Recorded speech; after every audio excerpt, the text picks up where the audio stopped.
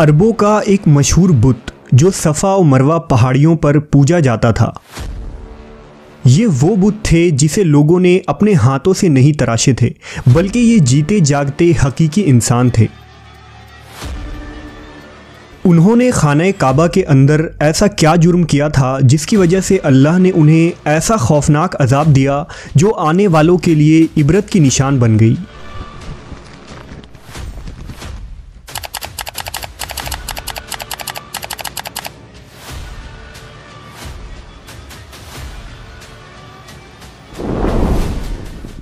जब से खाना काबा तामीर हुआ तब से लेकर अब तक जिसने भी बैतुल्लाह की बेहुरमती की या बेहुरमती करने की कोशिश की तो अल्लाह ने उनका वो हशर किया कि रहती दुनिया तक इबरत का निशान बनकर रह गए, फिर चाहे वो दुनिया का ताकतवर बादशाह अब्रहा और उसके हाथियों का लश्कर ही क्यों ना हो।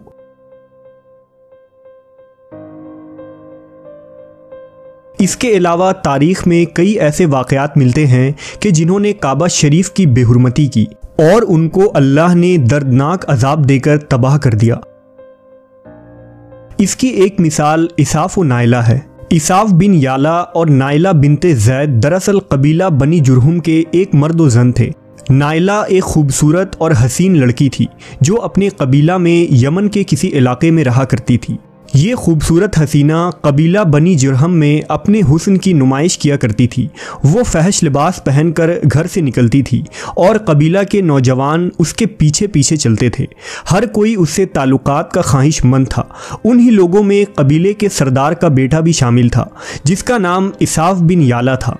इसाफ और नाइला आपस में मोहब्बत कर बैठे और ये मोहब्बत बहुत ही जल्द खबासत में बदल गई। उन्होंने आपस में नाजायज़ ताल्लुकात कायम कर लिए और जब कभी मौका मिलता तो दोनों जिना में मशगूल हो जाते।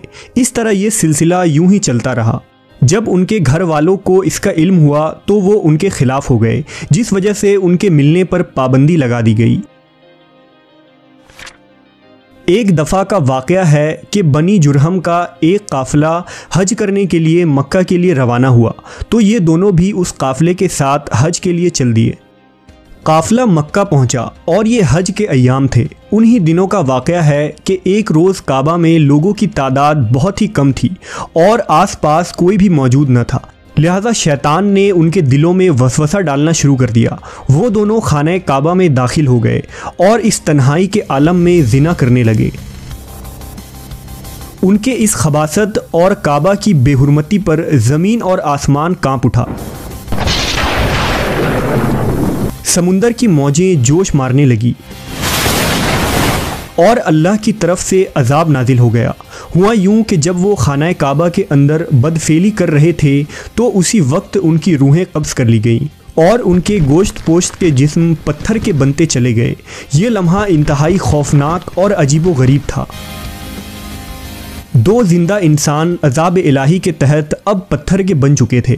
कुछ देर बाद जब बनी जुरहम के लोग काबा के करीब आए और बैतुल्लाह के दरवाज़े को खोला तो दोनों बदबख्त बरहना हालत में पत्थर बने खड़े थे। वो ये समझ गए कि ये खबीस अल्लाह की मुक़द्दस घर में किस जुर्म का इर्तिकाब कर रहे थे। लोगों ने दोनों के मुजस्समों को उठाया और बाहर लाकर ज़मीन में गाड़ कर उन्हें खड़ा कर दिया ताकि ये लोगों के लिए इबरत का निशान बना रहे। कुछ दिन गुजरने के बाद मक्का के लोगों ने इसाफ के बुत को उठाकर कोहे सफ़ा के मकाम पर रख दिया और नाइला के बुत को उठाकर कोहे मरवा के मकाम पर रख दिया। सफ़ा और मरवा दरअसल दो पहाड़ी हैं जो हरम काबा के बिल्कुल करीब ही हैं। उन्हीं दो पहाड़ियों पर चढ़कर और चक्कर लगाकर बीबी हाजरा अलैहिस्सलाम ने उस वक्त पानी की तलाश की थी जब हज़रत इस्माइल अलैहिस्सलाम शेर खार बच्चे थे और प्यास की शिद्दत से बेकरार हो गए थे। इसलिए ज़माना कदीम से ये दोनों पहाड़ियाँ बहुत मुक़द्दस मानी जाती थी और हाजी उन पर चढ़कर बड़े एहतराम और जज्बा अक़ीदत के साथ तवाफ़ किया करते थे। जब इसाफ और नाइला के बुत को सफ़ा और मरवा पर रखा गया तो उनकी सज़ा ये तजवीज़ की गई कि जो शख्स भी सफ़ा और मरवा पर जाए वो उन दोनों बुतों को एक एक जूता मारे। एक दो नस्लों तक तो ये अमल जारी रहा, फिर लोगों ने उन्हें जूतों के बजाय थप्पड़ मारना शुरू कर दिए और कुछ नस्लों बाद लोग उन्हें सिर्फ हाथ लगाया करते थे। इस तरह वक्त गुजरने के साथ लोगों ने उनसे इबरत हासिल करना कम और उनकी ताज़ीम ज़्यादा करने लगे। यहाँ तक कि एक वक्त ऐसा आया कि अरबों ने जाहिलियत की बिना पर उनको मोहब्बत की अलामत करार देना शुरू कर दिया और कबीलों में उन दोनों के इश्क की दास्तानों को फ़ख्र से बयान किया जाने लगा। आहिस्ता आहिस्ता ये मोहब्बत के देवी और देवता करार पाए।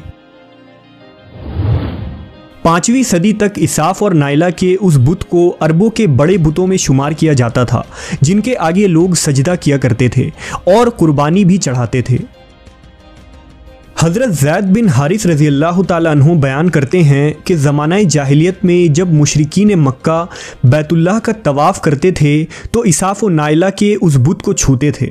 मैं एक दफ़ा रसूल अल्लाह सल्लल्लाहु अलैहि वसल्लम के साथ बैतुल्लाह का तवाफ़ कर रहा था, लिहाजा जब मैं उन बुतों के पास से गुज़रा तो उनको छुआ। इस पर आप सल्लल्लाहु अलैहि वसल्लम ने मुझको उन बुतों को छूने से मना किया। मैंने अपने दिल में कहा कि देखूं तो सही कि छूने से होता क्या है, इसलिए दोबारा उनको छुआ। आप सल्लल्लाहु अलैहि वसल्लम ने दोबारा ज़रा सख्ती से मना करते हुए फरमाया, क्या तुमको मना नहीं किया था? हज़रत ज़ैद फरमाते हैं कि अल्लाह की कसम, उसके बाद कभी किसी बुत को मैंने हाथ नहीं लगाया और मैं कसम खाकर कहता हूँ कि नबी सल्लल्लाहु अलैहि वसल्लम ने कभी भी किसी बुत को नहीं छुआ था, यहाँ तक कि अल्लाह ने आपको नबूवत अता फरमा दी और आप पर वही नाजिल होने लगी। एक दिन रुश्द व हिदायत का एक सूरज तुलू हुआ जिससे ये पूरा खत्ता जगमगा उठा। हुजूर पाक सल्लल्लाहु अलैहि वसल्लम नबूवत के ओहदे पर फायज हुए। आप सल्लल्लाहु अलैहि वसल्लम ने दावत व तबलीग का काम शुरू किया। 10 हिजरी में जब अल्लाह ने अरब में दीन इस्लाम को गालिब किया और मोहम्मद सल्लल्लाहु अलैहि वसल्लम ने मक्का फ़तह किया तो आप फ़तह के बाद हरम शरीफ में दाखिल हुए और आपने अपने भाई हज़रत अली के साथ मिलकर तमाम छोटे बड़े बुतों को तोड़ डाला। आप बुत तोड़ते जाते और ये फरमाते जाते कि हक़ आ गया और बातिल मिट गया। बेशक बातिल ने मिट जाना ही था। यहाँ तक कि खाना काबा तमाम बुतों से पाक हो गया। फिर आप सफ़ा और मरवा पर तशरीफ़ ले गए और इसाफ व नाइला के उस बुत को अपने मुक़द्दस हाथों से तोड़ डाले।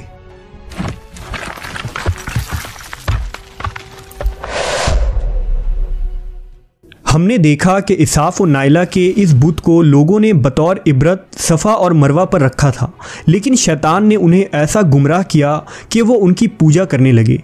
सिर्फ यही नहीं बल्कि जिना जैसे बदतरीन जुर्म जिसे काबा शरीफ के अंदर किया गया था, लोग इस दास्तान को फ़ख्र के तौर पर बयान करने लगे। होना तो ये चाहिए था कि उनके इस बदफेली पर लानत की जाती, लेकिन अरबों ने इस गुनाह को दास्तान इश्क बना दिया और इसाफ व नाइला को एक रोल मॉडल के तौर पर पेश करने लगे। बिल्कुल इसी तरह आज के इस फितने भरे दौर में यही कुछ हालात नज़र आते हैं, जहां अगर कोई शख्स किसी तरह का संगीन जुर्म करे तो लोग उसे हीरो की तरह बतौर नमूना पेश करते हैं। फ्रीडम, आज़ादी ख़याल और लिबरलिज़म के नाम पर हर तरह की खबासत और बुराई को खूबसूरत अंदाज में पेश करके उसकी भरपूर तायीद की जाती है। अल्लाह रब्बुल इज़्ज़त से दुआ है कि अल्लाह हमें हर किस्म की बुराइयों और फितनों से महफूज रखे और शैतानी लईन के वसवसों और चालों से हिफाजत फरमाए।